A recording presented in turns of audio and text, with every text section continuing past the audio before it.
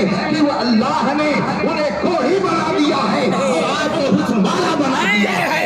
ایمان کا حسن آپ کے پاس ہے، مصطفیٰ کی محبت کا حسن آپ کے پاس ہے، اور کفر و شرک کی کوٹا کوڑپن کسی اور کے پاس ہے۔ تو ایسے لوگ اگر آپ سے جلیں گے نہیں تو کس سے جلیں گے؟ لیکن ان سے آپ کو گھبرانے کی ضرورت نہیں ہے۔ نہ ہو مایوس، اے اقبال اپنی کشت ہیرا سے ذرا نم ہو تو یہ مٹی بڑی زرخیز ہے ساقی۔ دنیا یہ دیکھ رہی ہے کہ انجام سب کا کچھ نہ کچھ سامنے آتا ہے، لیکن والعاقبۃ للمتقین، اچھا نتیجہ انہی کے لیے ہوتا ہے جو صاحب تقویٰ۔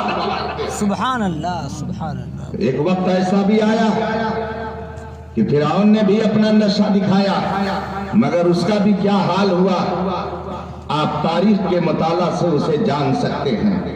پھر میڈکی کو بھی زکام ہوا، ابو جہل بھی آیا، اس نے بھی اپنے غرور میں نہ جانے کیسی کیسی حرکتیں کی، لیکن اللہ نے اسے ایسا ذلیل و رسوا کیا کہ کوئی مسلمان تو مسلمان ہے، غیر مسلم بھی اپنے بیٹے کا نام ابو جہل رکھنے کے لیے تیار نہیں ہے۔ اس طرح اسے ذلیل و رسوا کر دیا گیا کہ دنیا میں کوئی بہتر طریقے سے اس کا نام لینے والا نہیں۔ اور وہ ابو جہل جس عظیم ذات کے مقابلے میں آیا تھا، اس عظیم ذات کی شان کیا ہے؟ وہی دھوم اب بھی ہے ماشاءاللہ۔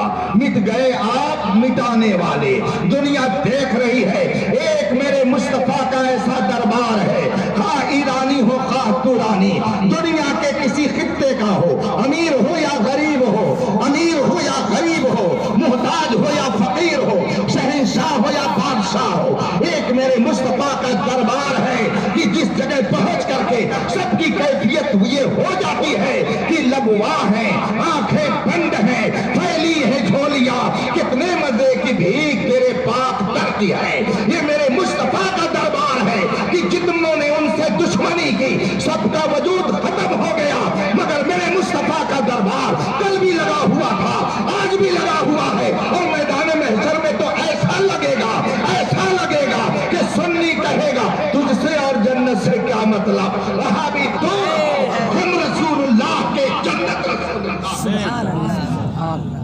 والعاقبۃ للمتقین، اچھا نتیجہ متقیوں ہی کا ہوتا ہے۔ آپ نے یہ نہیں دیکھا ہوگا کہ دنیا میں کسی سائنسدان، کسی انجینئر، کسی پروفیسر کا عرس ہو، آپ نے نہیں دیکھا ہوگا کہ کسی سیٹھ کا عرس ہو، اگر عرس ہوتا ہے تو صاحب تقویٰ ہی کا عرس ہوتا ہے۔ والعاقبۃ للمتقین، اچھا نتیجہ متقیوں کے لیے ہے۔ جس طریقے سے آپ امتحان میں 3 درجے سنتے آئے ہیں، یہ ادنا ہے، یہ اوسط ہے، یہ اعلیٰ ہے۔ اولیاء کرام، علماء دین، ائمہ اسلام نے تقویٰ کے بھی 3 درجے متعین فرما دیے ہیں، ایک ادنا درجے کا تقویٰ، ایک اوسط درجے کا تقویٰ، ایک اعلیٰ درجے کا تقویٰ۔ اور قرآن نے یہ نہیں فرمایا کہ جو اعلیٰ درجے کے تقوی پر ہوگا اسی کا انجام اچھا ہوگا، یہ نہیں فرمایا جو اوسط درجے پر ہوگا تقوی کے اسی کے لیے بہتر انجام ہوگا، بلکہ فرمایا والعاقبۃ للمتقین، اچھا نتیجہ اہل تقوی کے لیے ہے۔ تو اگر پہلے زینے پر ہے تو اس کا بھی انجام اچھا ہی ہوگا، دوسرے زینے پر ہے تو اس کا بھی انجام اچھا ہی ہوگا، تیسرے درجے پر اگر ہے تو اس کا انجام تو بہت ہی اچھا ہوگا۔ اب تقوی کا پہلا زینہ کیا ہے؟ علامہ بیضاوی رحمت اللہ علیہ اپنی کتاب تفسیر بیضاوی میں بہت تفصیل سے اس پر گفتگو فرما چکے ہیں۔ طلبہ علوم نبوت تشریف فرما ہے، علماء دین جلوہ فرما ہے، یہ پڑھتے پڑھاتے رہتے ہیں۔ تقوی کا پہلا درجہ یہ ہے کہ آدمی کفر اور شرک کو چھوڑ دے اور ایمان کی دولت حاصل کر لے، تو گویا اب تقوی کی پہلی منزل اس کو مل گئی۔ اور قرآن فرماتا ہے اچھا انجام اہل تقویٰ کے لیے ہے، اس لیے ہر مسلمان کو اس پر یقین رکھنا چاہیے۔ ہمارے ہے، ہمارا انجام غلط نہیں ہوگا، انشاءاللہ ہمارا انجام بہتر معمولی جہنم ہے، ہمارا انجام کیا دنیا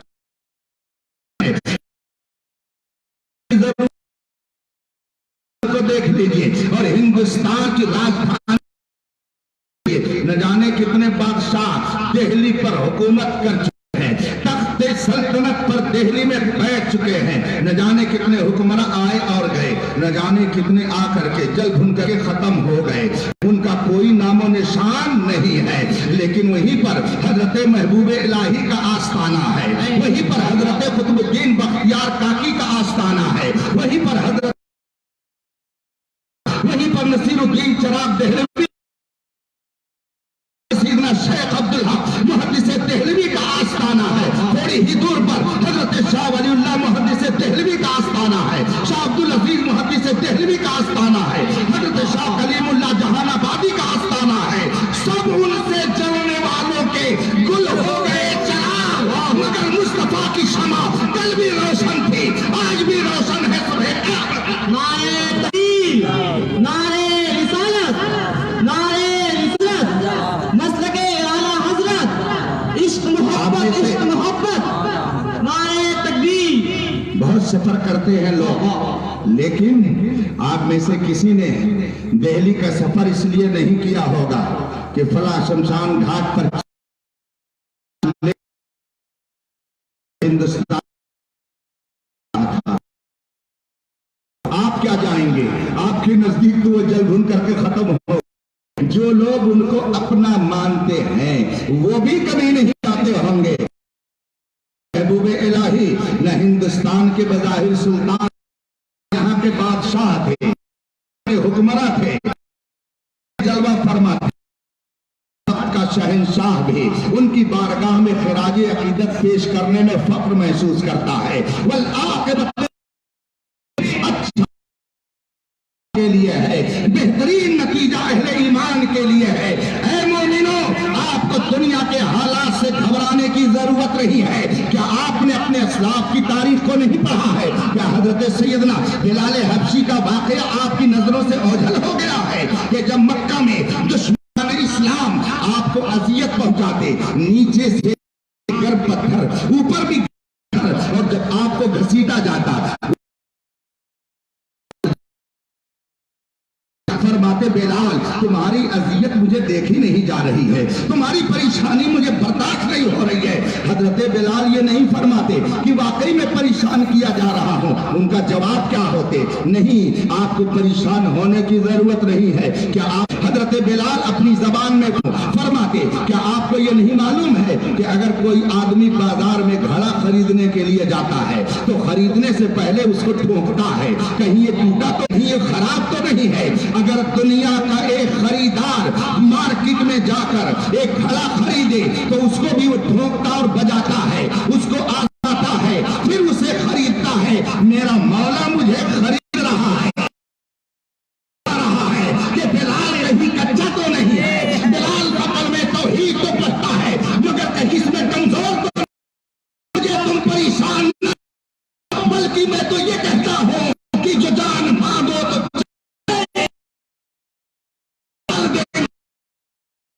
تو ہم سے نبی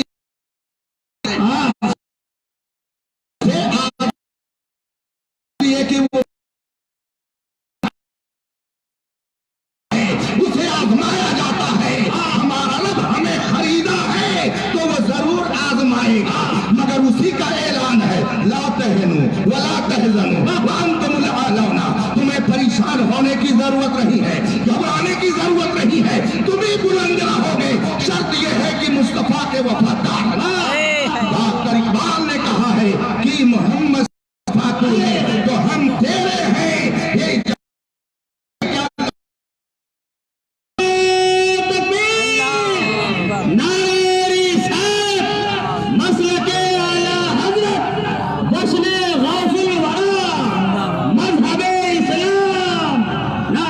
عیسائی نے اسلام قبول کر لیا، اس سے لوگوں نے پوچھا کہ تم نے اسلام کیوں قبول کیا؟ میں نے اسلام میں بہت ساری خوبیاں دیکھی، مگر ایک جس کی وجہ سے میں نے اسلام قبول کر لیا۔ اسلام اتنا مضبوط عقیدہ دیتا ہے، اتنا مضبوط عقیدہ دیتا ہے کہ کسی اور مجھے نہیں نظر آتا۔ کہا وہ کون سا مضبوط عقیدہ ہے؟ کہا اسلام اپنے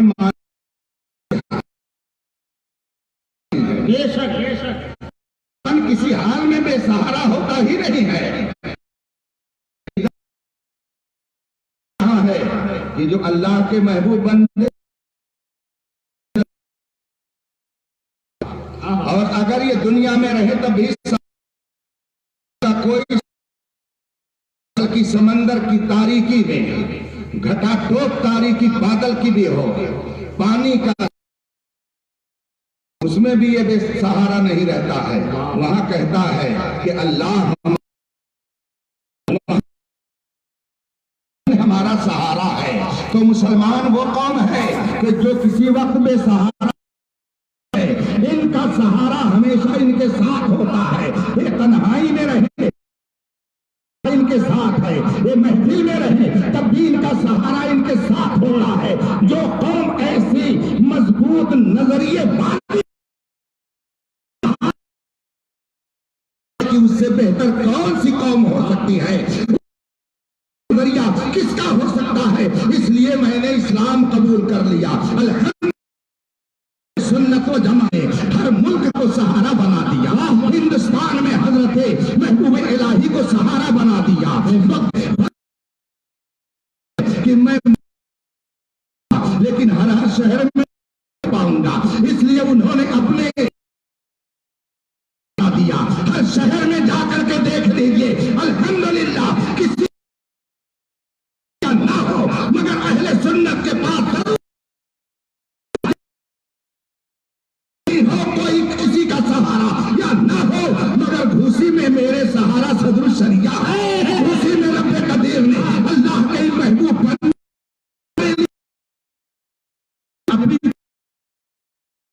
वलीउल्लाह जिनको मानते हैं, वहाबी भी मानते हैं, गैर मुक़ल्लिद भी मानते हैं, सब उनको अपना पेशवा जानते हैं। हज़रत शाह फरमाते हैं उमूर असहाबिल मुश्किलात में पड़ जाओ, जब तुम हैरानी में गिरफ्तार हो जाओ, जब तुम हैरान और परेशान हो जाओ, जब बज़ाहिर तुम्हें कोई सहारा न मिले, फस्तईनु बि असहाबिल क़ुबूर, तो अहलुल्लाह के बार अल्लाह वालों की बात उनसे सहारा बनेंगे कि सारे सहारा छूट जाए, सहारा तुम्हारे साथ रहे। मतलब थोड़ी है, हम इसलिए दुनिया में थोड़ी आए हैं, आला ने बता दिया है तुम्हारे लिए, चुनीनो चुना तुम्हारे लिए, और हम आए यहाँ हमारे लिए, हम आए यहाँ तुम्हारे लिए, उठे भी वहाँ हमारे लिए। हमारी जिंदगी का रहमत की मोहब्बत आम करना, हमारी जिंदगी का मकसद क्या है, कलमे तैयबा का विर्द करके लोगों के कुलूबो अज़हान को पाकीज़ा बनाना, हमारी जिंदगी का मकसद क्या है, मुस्तफा के लाए हुए दीन को कौम तक पहुंचाना।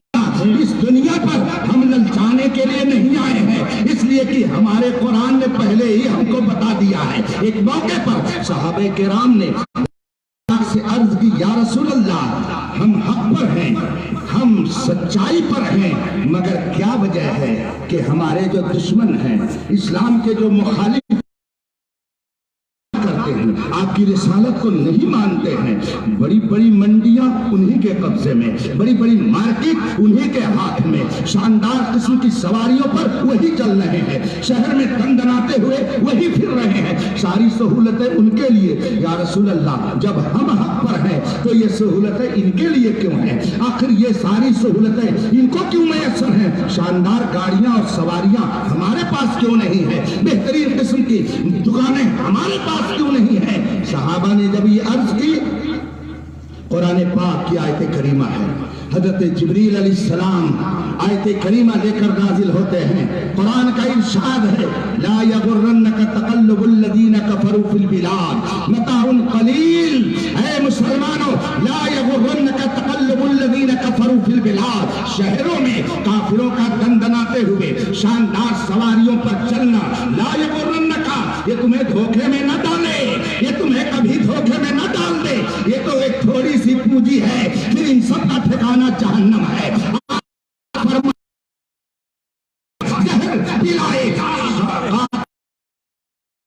इस मुर्दार पे क्या ललचाना, दुनिया है, दुनिया पर वही ललचाता है जो दुनिया को मुर्दार जानते हुए भी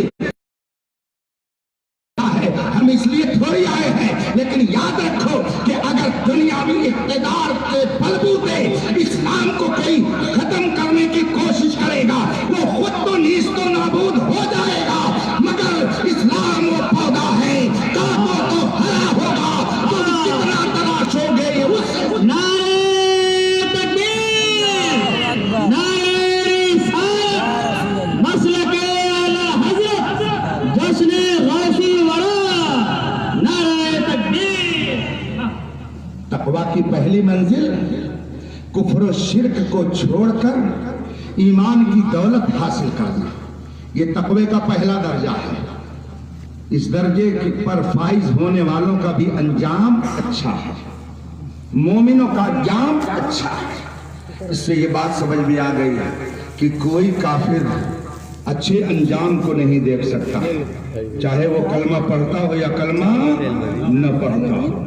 इसलिए कि कलमा पढ़ना ये कोई जरूरी नहीं कि उसके ईमान की दलील ही हो जाए। कुरान खुद इरशाद फरमाता है, वमिनन नास मन यक़ूलु आमन्ना बिल्लाहि व बिल यौमिल आखिर। ऐ मेरे महबूब, कुछ ऐसे लोग हैं जो कहते हैं आमन्ना बिल्लाहि व बिल यौमिल आखिर, हम अल्लाह पर ईमान रखते हैं, क़यामत पर ईमान रखते हैं, मगर कुरान खुद फतवा दे रहा है वमा हुम बिमुमिनीन, ये कलमा पढ़ने वाले मोमिन नहीं हैं। इसका मतलब ये हुआ कि अगर किसी कलमा पढ़ने वाले पर किसी बिना पर हुक्म कुफ्र लगाया जाए तो ये मत कहिए कि ये मौलवियों का फतवा है, बल्कि ये समझ लीजिए कि बहुत सारे कलमा पढ़ने वालों पर सबसे पहले अगर कुफ्र का फतवा लगाया है तो खुद कुरान ने लगाया है, हजरत जिब्रील ने वो बयान किया है, रब ने वो भेजा है। इसका मतलब ये है कि अगर कलमा पढ़ने के बावजूद कोई नबी का गुस्ताख हो तो उस पर कुफ्र का फतवा देना, ये मुफ्ती और फतवे बाज नहीं कहलाएंगे, बल्कि ये मुस्तफा की सुन्नत पर अदा करने वाले हक है। ये पहला दर्जा है तक़वे का। तो इसलिए जितने सुन्नी हैं सबको ये यकीन रखना चाहिए कि इनका अंजाम गलत नहीं होगा बल्कि अच्छा होगा। फिर उसके बाद में जब दूसरा दर्जा मिल जाए, वो दूसरा दर्जा क्या है?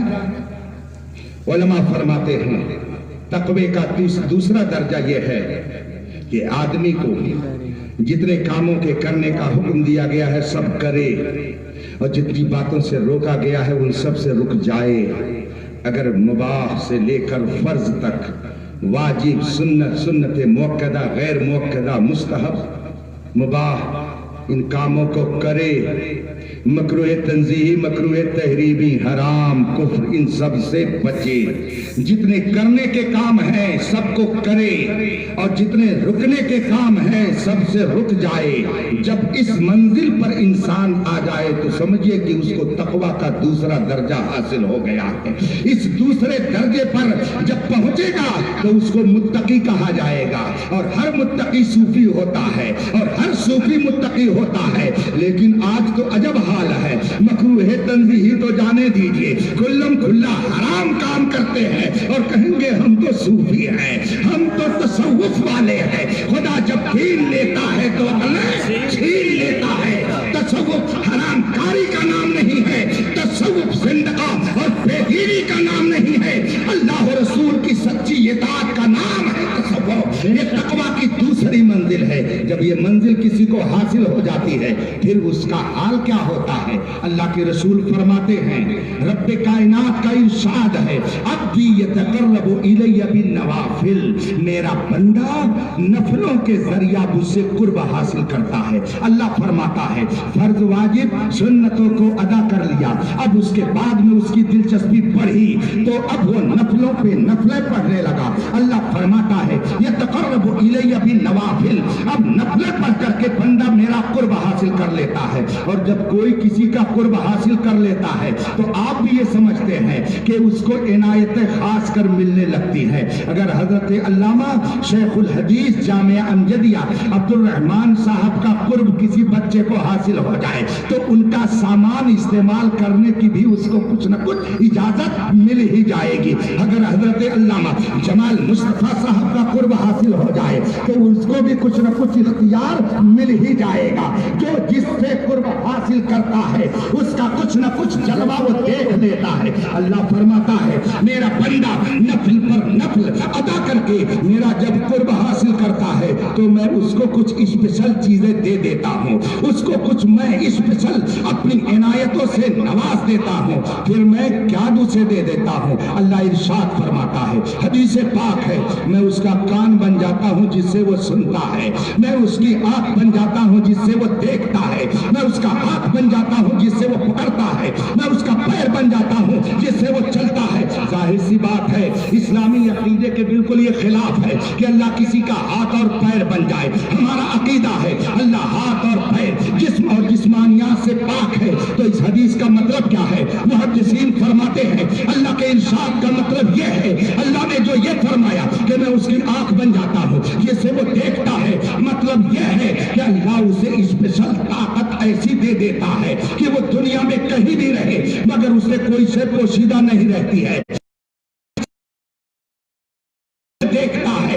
اسی لیے حضرت سیدنا ابو القاسم قشیری رحمت اللہ علیہ رسالے قشیریہ میں ارشاد فرماتے ہیں من الزم نفسه آداب الطریقت فنور اللہ تبارک و تعالی قلبہ بنور المعرفت. جب انسان شریعت کے طریقے کو اپنے اوپر لازم کر لیتا ہے تو رب قدیر اس کے دل کو نور معرفت سے منور کر دیتا ہے, اور جب دل منور ہو جاتا ہے تو اس میں کوئی شے پوشیدہ نہیں رہتی ہے. جیسے آپ مثال سے یوں سمجھ سکتے ہیں, یہ ایک ادارہ ہے, ایک اسکول ہے, ابھی اس کمرے میں لائٹ نہیں ہے, بالکل اندھیرا ہے. اگر اس کمرے میں آپ بڑی بڑی آنکھ لے کر کے پہنچ جائیں اور کمرے میں بالکل اندھیرا ہو, آپ کو کوئی چیز اس میں کی نظر نہیں آئے گی, نہ چھوٹی چیز نظر آئے گی نہ بڑی چیز نظر آئے گی, اس لیے کہ پورا کمرہ تاریک ہے, اندھیرا ہے. لیکن اگر آپ نے ایک چراغ اس میں جلا دیا تو بڑی بڑی چیزیں تو نظر آ جائیں گی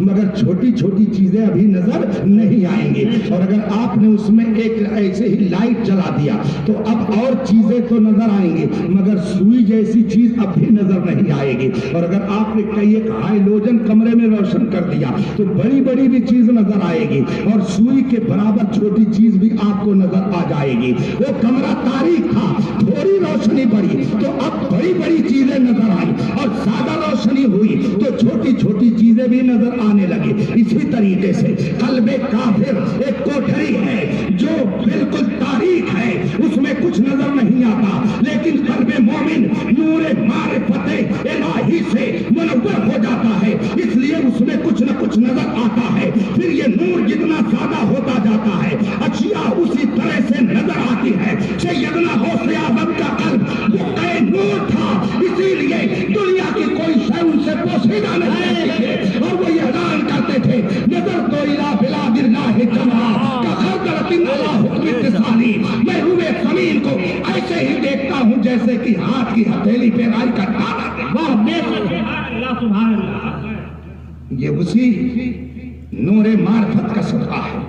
حضرت سیدنا جنید بغدادی رضی اللہ تبارک و تعالی عنہ, جن کے ماموں حضرت سیدنا سری سقطی رضی اللہ تعالی عنہ ہیں, ایک بار شیخ طریقت حضرت سیدنا جنید بغدادی رضی اللہ تعالیٰ عنہ کے ماموں جان سے کسی مرید نے پوچھا, حضور کیا ایسا ہو سکتا ہے کہ ایک مرید کا درجہ پیر سے بڑھ جائے؟